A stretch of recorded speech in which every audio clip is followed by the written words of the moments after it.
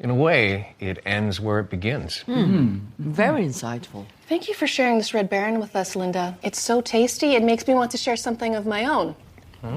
I didn't actually read the book. Me neither. I watched the movie last night. I judged it by its cover. I haven't read a book since middle school. I'm secretly seeing 2 other book clubs. And I can't even read. I'm not really Gary. He just paid me to be here. Sharing Red Baron pizza can lead to more sharing. Welcome to Good Morning Hospitality, your one-stop shop for the latest news, noteworthy trends, and thought-provoking discussions across the industry. From hotels and short-term rentals to all things travel and hospitality, you'll find each episode equips you with the information you need to start your week. Join us on Good Morning Hospitality every Tuesday, wherever you get your podcasts.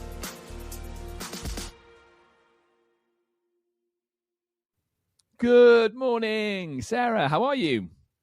Good morning, Leo. I'm great. How about you? Not too bad, my friend. All the better for seeing you. Awesome. Well, all the better for seeing our guest as well. We have a new joiner today, Simon Lehman from AJL Consulting, and also former CEO of Interhome. So we are really going to dive in because we have all kinds of questions about the news that is coming out. This is a really exciting merger. So we'll dive into that in a little bit. Simon, thank you so much for joining us. I know we called you super last minute as soon as the news came out. It's great to be here, Sarah and Leo, as always. And let's dive into it. Amazing. And you two, come on, you two interviewing together. When was the last time this happened? That was Annecy. We did a fireside chat at VRWS in Annecy, and yeah, I always I absolutely love interviewing Simon, so I'm super stoked about today because Simon is like us and he has great opinions and he tells the truth. So it should be a really fun episode for everybody to listen to. So yeah, it's nice to be back sharing the mic with you, Simon. Same here, Sarah. We always had a lot of fun, and it's been a long time, that's for sure. But hey, it doesn't matter. Also, my time at Interhome is more than 10 years ago, so a lot of differences, more children and more gray hair, but all good. Love it, Simon. Well, look, I'm just happy that you've agreed to come back because last time you came and did that really cool episode on the show with me, you ended up in hospital for a week afterwards, didn't you, buddy? So thanks for braving us again. We really appreciate it. It doesn't look like it's going to happen tomorrow, so that's good.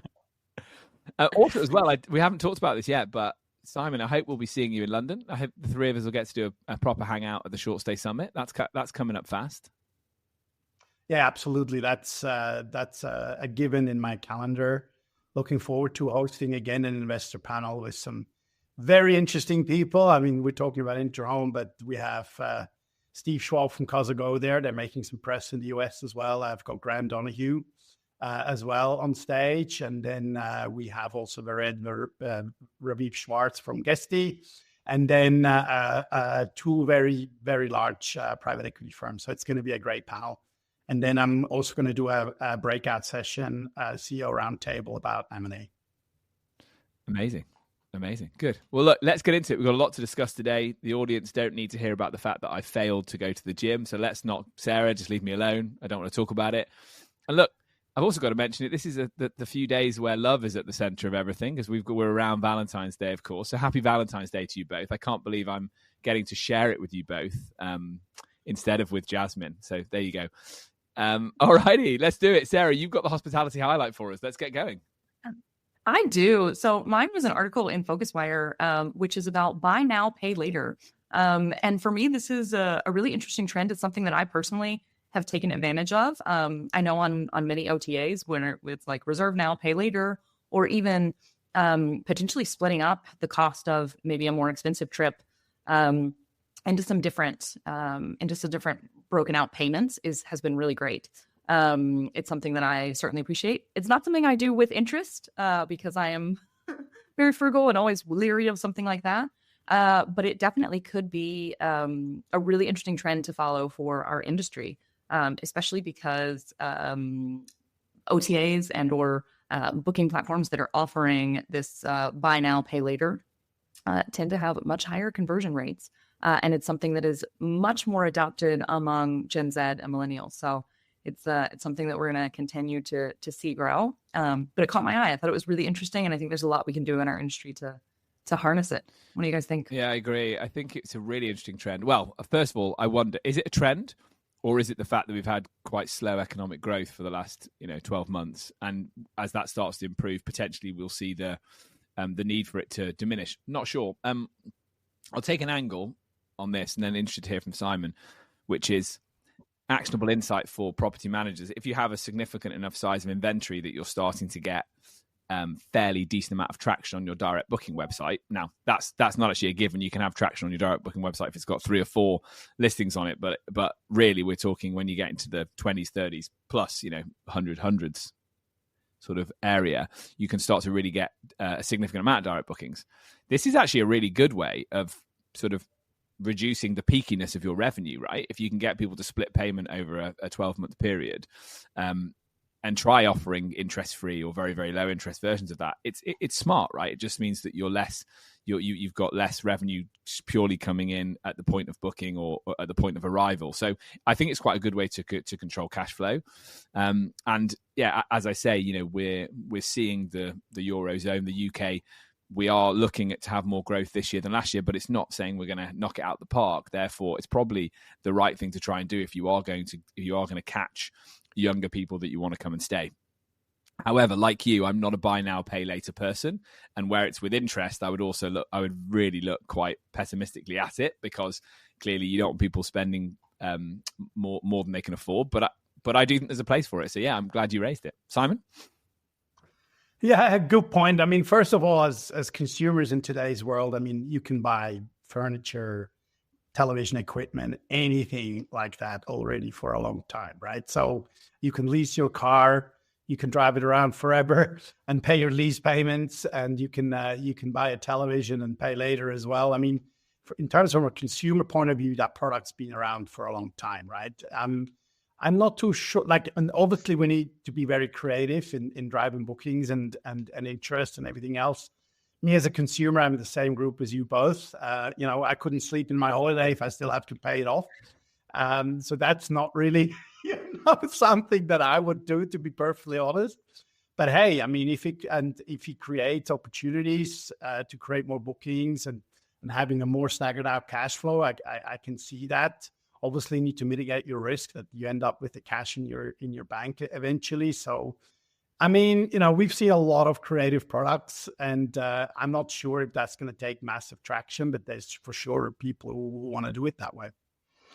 Well, look, Sarah, thanks for sharing the love on that one of the hospitality highlight. Now let's get into the big story. Finally, it's happened. Sarah and I, Simon, have been speaking about this one for months. Every time we get a bit more news. So finally, HomeToGo has signed a binding agreement to acquire Interhome for 160 million euro. Interhome, as we know, are a Swiss-based property management company. I've seen in the articles it's saying they're the second largest property management company in Europe. Simon, you know a lot about the deal. Sarah and I think can ask you some questions if that's okay. Tell me, to begin with, what do you see is HomeToGo's main motivation for acquiring Interhome? Yeah, look, I mean, it's a massive topic, and I'm glad to be here and give some background. You're anticipating that we know a lot. That's not the case. I mean, having been a CEO more than 10 years ago doesn't mean I know a lot. But obviously, I followed the development of Interhome and everything else, and then the transaction. I would like to take that question at quickly a level up. It's quite interesting how this entire process of Migros is the owner company of Hotelplan. Hotelplan is a travel company with 5 different companies. There's business travel, there's tour operating, there's retail, there's a ski operator part of it, and also Interhome. So it's a quite diverse portfolio of travel companies, and Migros finally decided to sell that asset. Migros is one of the largest food retailers in Switzerland. It's an institution. It's a co-op, interesting enough, which also needs to be known. And Hotelplan, used to be one of the largest tour operators in the world. So there's a big history behind it. In 1990, they've acquired Interhome from the former founder at the time. And it was an interesting asset, and they definitely did very well with Interhome over time. But one thing that was clear when it was announced early last year that Migros is divesting their travel arm, one thing that Migros made very clear is that they want to sell this as a whole. which means they want to sell the entire travel business, including the tour operating, the retail, and the Interhome business as one. And I think that has been proven to be very challenging because tour operating in Switzerland is a challenging market. There's retail shops. You need a lot of cash to buy travel arrangements in advance before you sell that. So the interest on the travel business wasn't as high as it was on Interhome. So we can assume that if they would have decided from the start to say, okay, we look at potentially split sales, it could have gone into different directions. The biggest challenge was for anybody to wrap their heads around, especially the private equity world. Hey, we want Interhome, but we maybe not as interested in the travel business, right? For all the right reasons.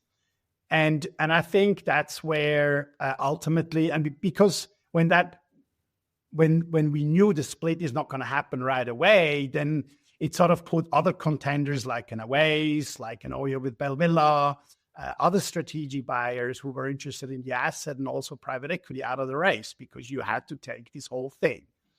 And I think the way it's come out now, where Dare Touristik, which is a subsidiary of Rewe, which is one of the largest food retailers in Germany, is taking over the travel business. They've also acquired Kuoni a few years back.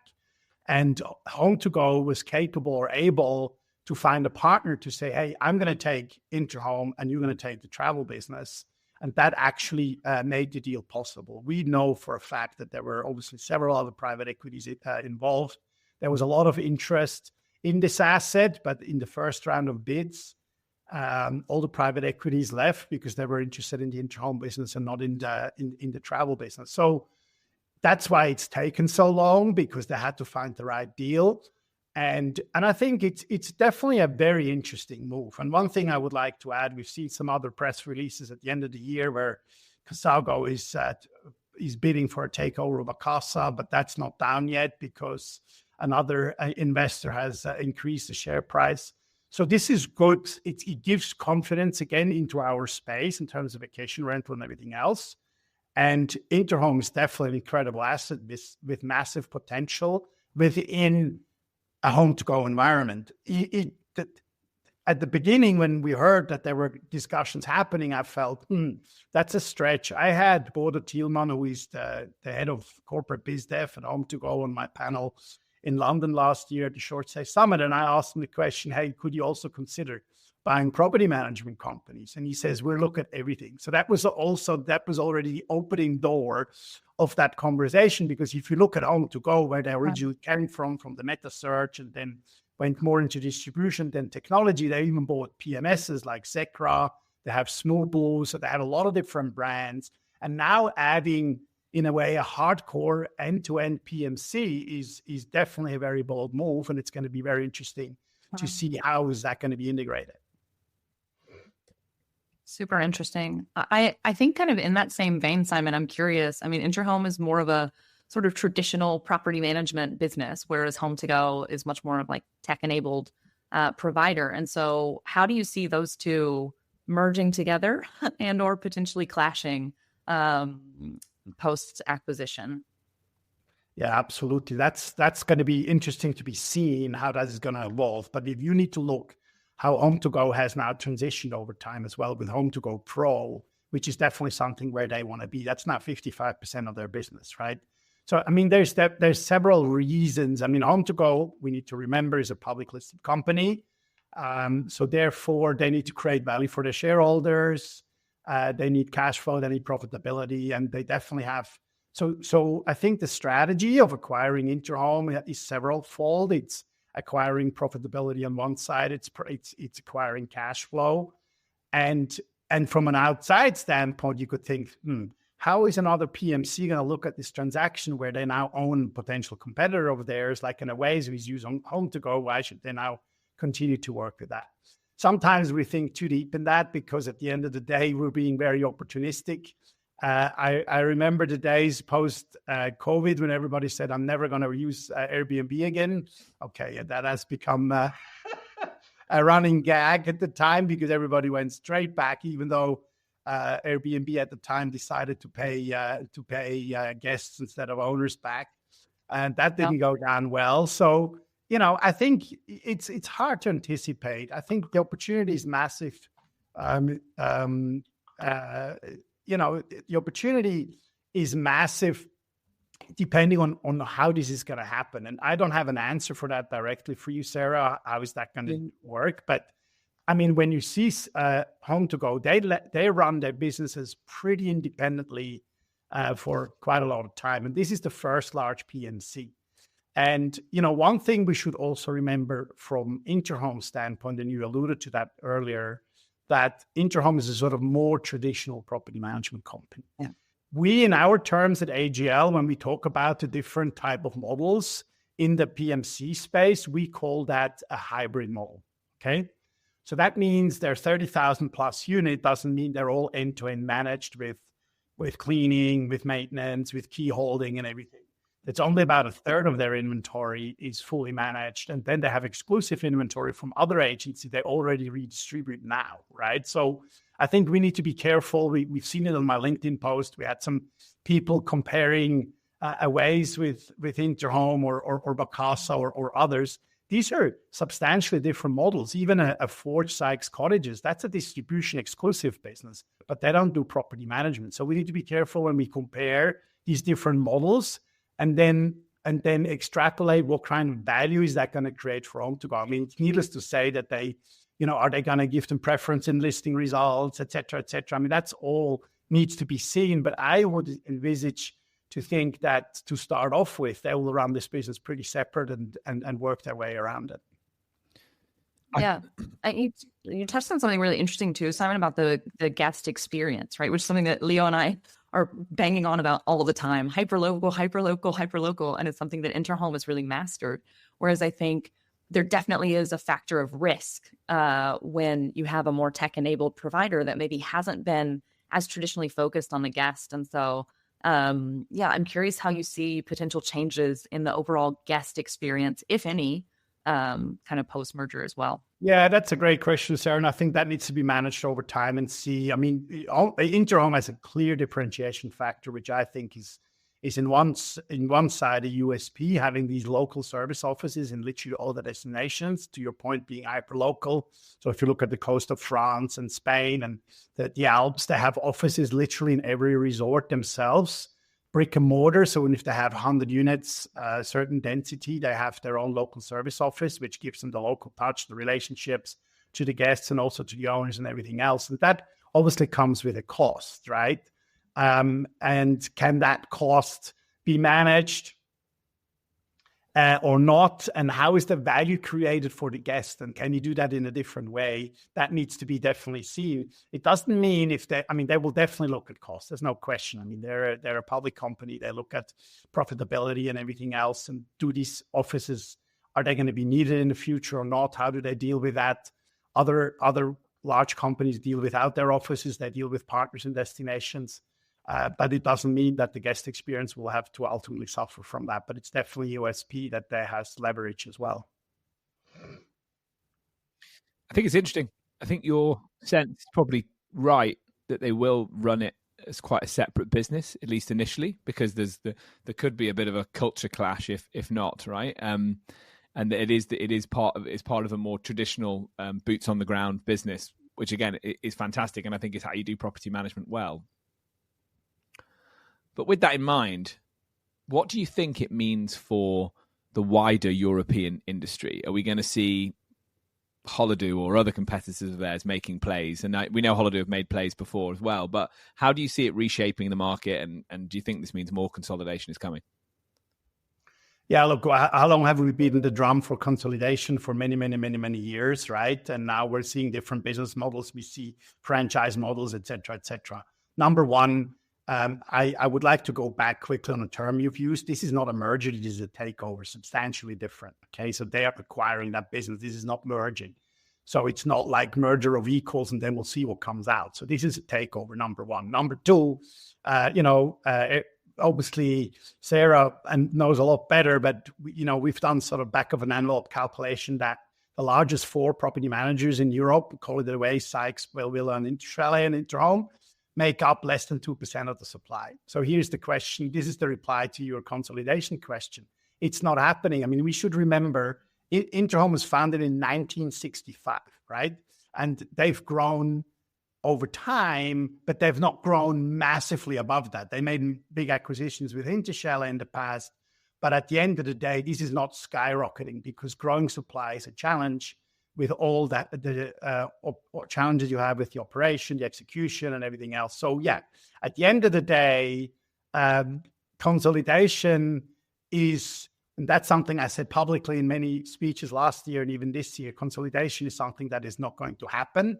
Vacation rental is a hyperlocal business, number one. Number two, vacation rental is the only asset we have is trust with homeowners. Scaling trust is a challenge.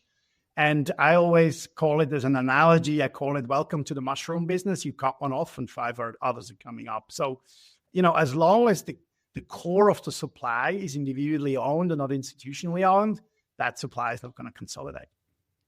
I think that's very interesting. And I agree on the supply point. If you look at the data, again, from ADNA, usually it shows that the biggest host segment is the 1 to 5 listing segment, right? And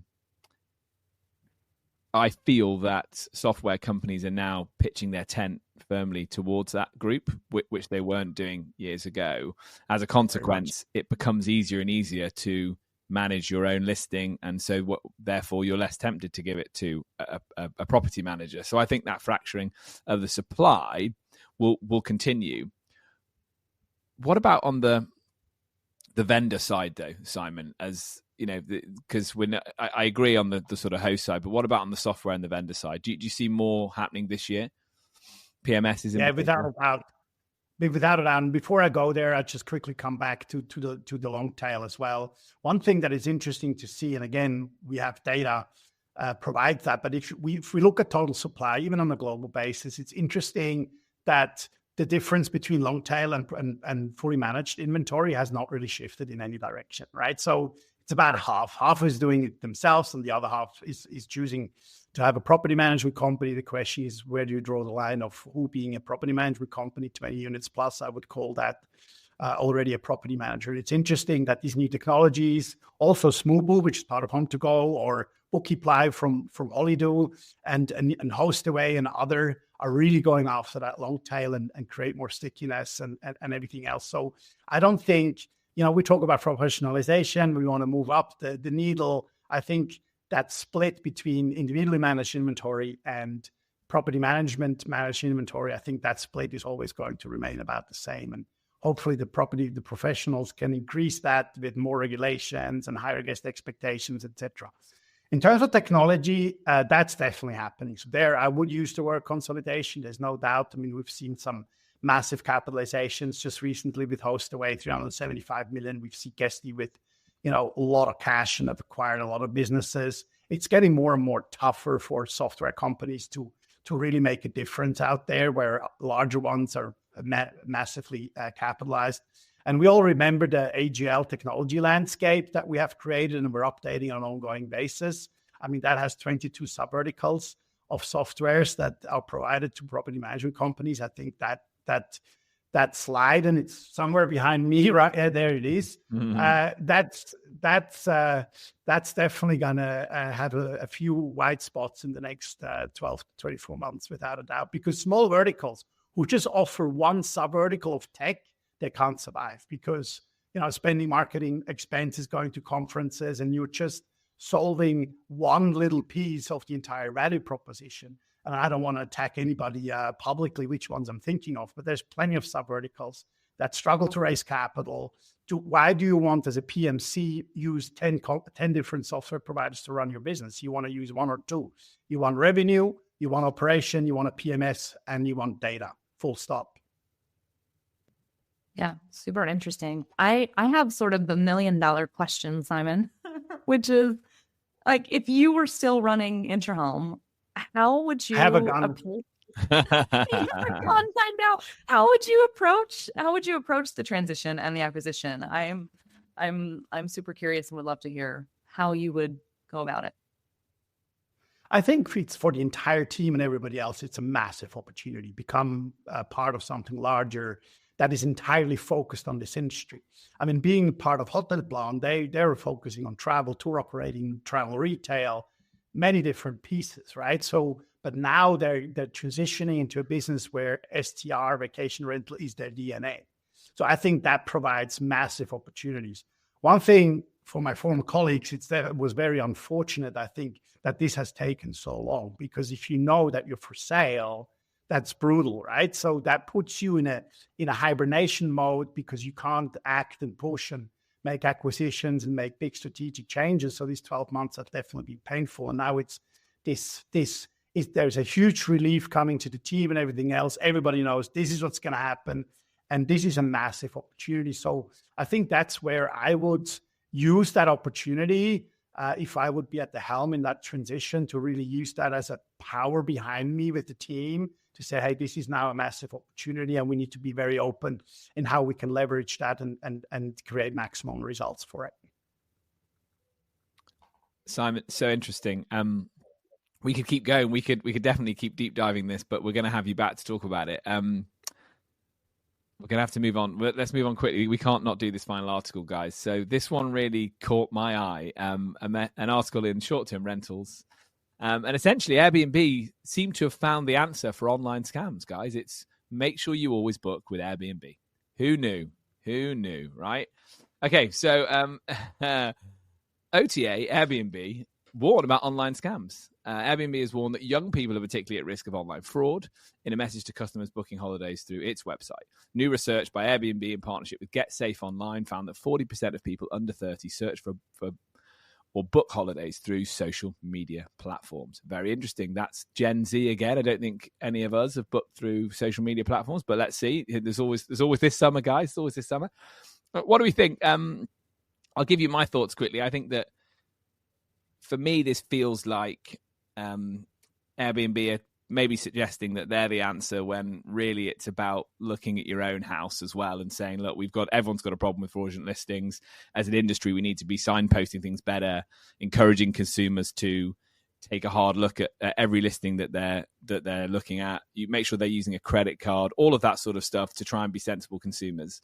And then also there's a slight thing that barbs me, which is some of these tactics of using social media are a really good way for smaller operators to try and generate direct bookings. So there's that whole thing in play as well. Look, I'm not going to go too much off the deep end on this, but it's obvious from my point of view. I think that the direct booking movement in general does really well by leveraging social media, and I think it's just about doing it safely. Sarah? Yeah, I completely agree. I mean, I'm the classic cynic. So I read this and I was like, well, of course Airbnb is going to say that. They try and make it sound like it's an official study. I mean, of course, they're at risk of losing market share, especially with, Gen Z, who is thinking outside the box, and they are looking for alternates to some of the kind of big OTAs. And they're looking for something a lot of times that's maybe even more authentic. This goes back to a lot of the other travel trends that we've been talking about of late, which is people want something different. They want something unique. They want it off the beaten path. Fine. I'm, for example, this weekend, I'm not even a Gen Z, but I'm going, out of town for the weekend. And instead of going like to Bordeaux to do wine tasting, I'm going to a little, region outside of Barcelona that's maybe like a 2-hour drive, and it's going to be great. And it's less known. And when we, rang up the bodega to make a reservation, it was all hyper local, and they were super lovely, and they do really small tastings, and they're going to organize a private tasting for us. It's so much nicer. And we actually found that on Instagram. So there you go. So again, it does work. So I would assume with accommodation, it would be the same. I think especially when you're looking for that kind of inventory that really is unique, that's outside of just, an apartment in a city or something. When you get more off the beaten path, I think it's really interesting. Simon? Yeah, I have to comment on that. And I definitely agree with both of you where you're coming from. It's sort of a bit cynical, this whole thing. But I think one other thought I want to throw into the ring is why is that as well? And, this is not just because Gen Z is looking for different ways and off the beaten track and blah, blah, blah, which I totally agree. But this is also fueled by regulations.